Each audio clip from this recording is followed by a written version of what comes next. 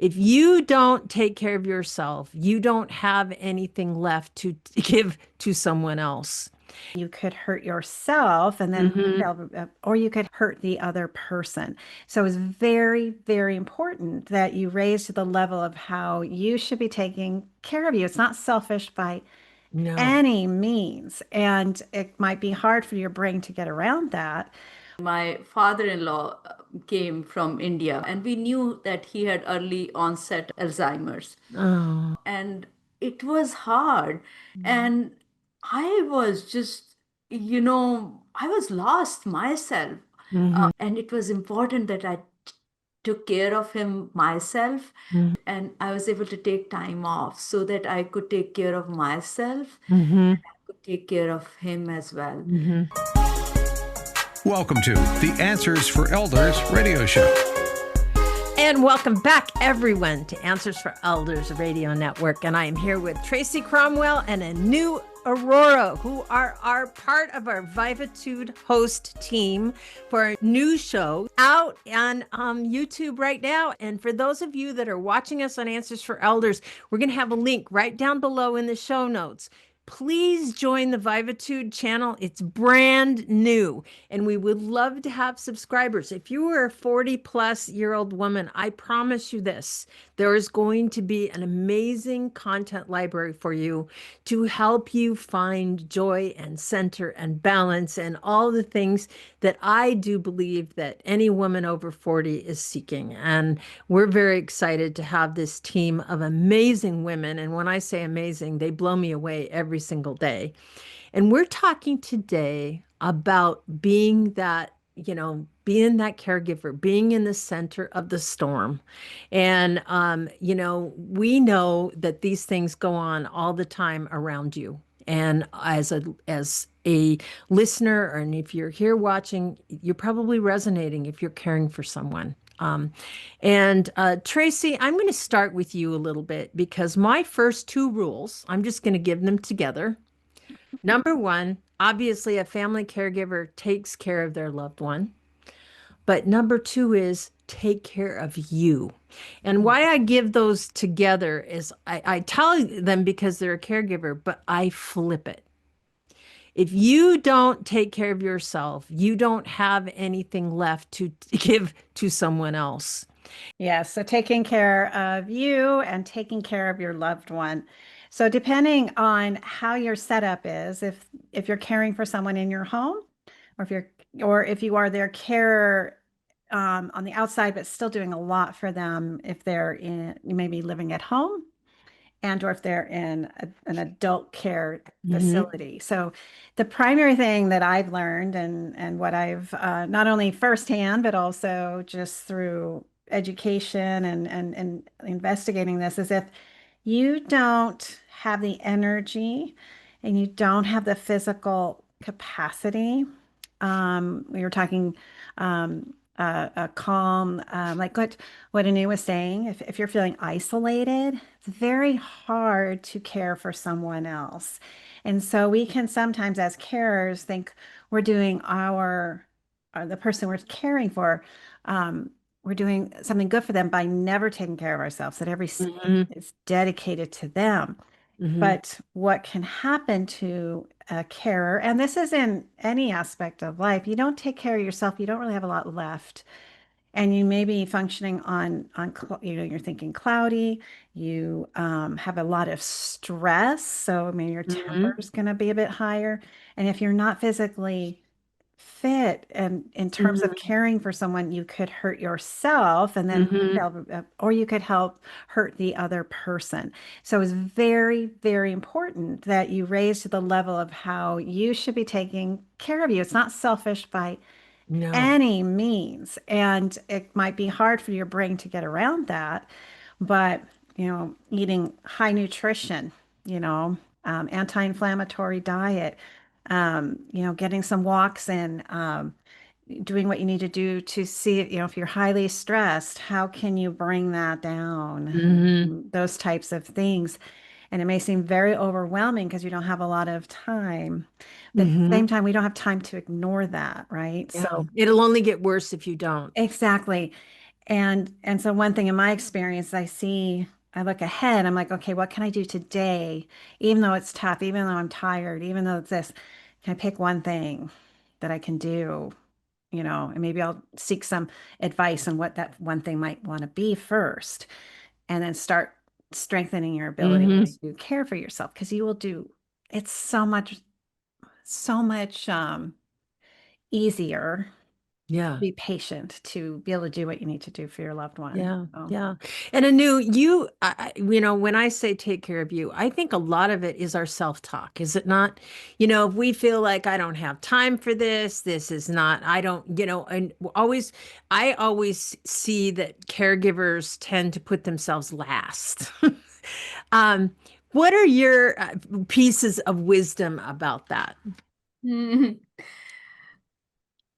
And as you're asking me this question, I'm reminded of my own experience with this. So it was about almost 12, 13 years ago when my father-in-law came from India. My husband brought him over. Mhm. He was on visitor visa, and we knew that he had early onset of Alzheimer's. Oh. And I just didn't understand that, what is Alzheimer's like? I've Mm-hmm. never had, I lost my parents when I was young, so never got to see them grow old. But here I was with my father-in-law, and it was hard. It was just hard to have seen a man was Of intellectually course. so accomplished and capable Mm-hmm. to not remember, sometimes not remember where he is. He'll wake Yeah. up in the morning and he'll ask me, "Where am I?" Mm-hmm. Or there were times when he forgot to wear his, shoes and sandals when he went out. And one day he came back and his feet were bleeding because he was walking on stones. And then the other day we didn't find him. He just lost the way to come home. And I was just, I was lost myself. Mm-hmm. My two boys were in their early teenage years. I was working for the tech company. I had a very intense job. And here I wanted to take care of my father-in-law. I didn't know what to do.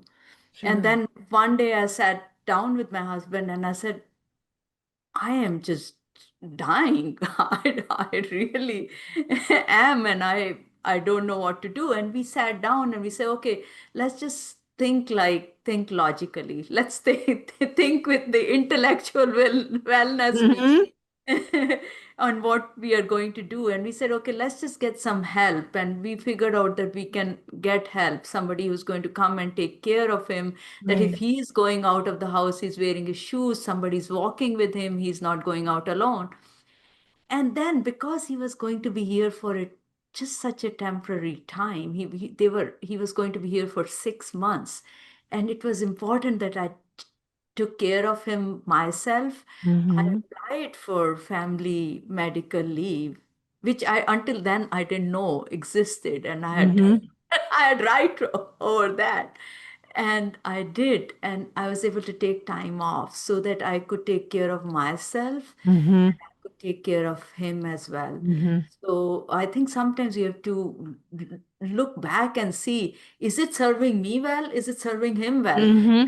Mm-hmm. I was caught in this, on a brink of my own breakdown. It's neither serving me well nor him well. Right. Mhm. Right. And Kudos to your husband for recognizing Mhm. that. When we think about, we'll move right on to number three, because number three is in the family unit. If you're not the frontline caregiver, your role is to support that caregiver. And when I always say, you absolutely give your opinion, but at the end of the day, it really doesn't matter if that's not the choice of the person that's been chosen to be that person, especially if, your loved one has chosen that individual to care for for them to be their caregiver. I remember specifically with my father, and my stepmother was making all the decisions. I would have done some things differently for my dad. However, I had to realize, and this is before I knew anything about what I know now, I had to realize that I didn't have any power because I wasn't the one that was, was told. And I think a lot of times, we tend to think that,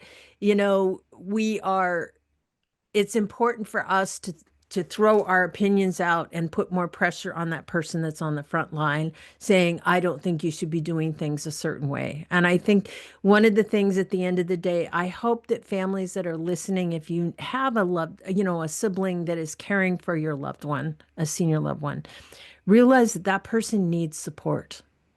They need somebody that can be that listening ear that can, when Anu, you brought up such a powerful thing in our segment 1, talking about loneliness. I have a distinctive memory, and I've mentioned this on air a million times, about standing in my kitchen one day and just feeling the weight on my shoulders. And I said to myself in my self-talk, I'm all alone in this. Right. And the thing is that,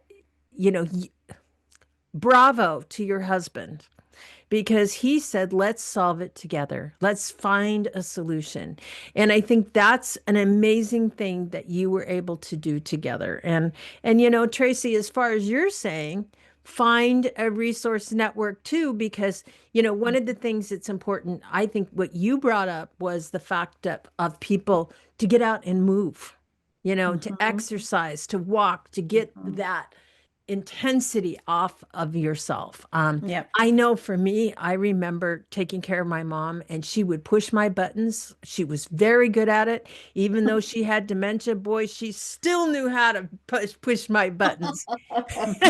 And the thing is that I learned, Mom, I need to go walk around the block. I'll be back.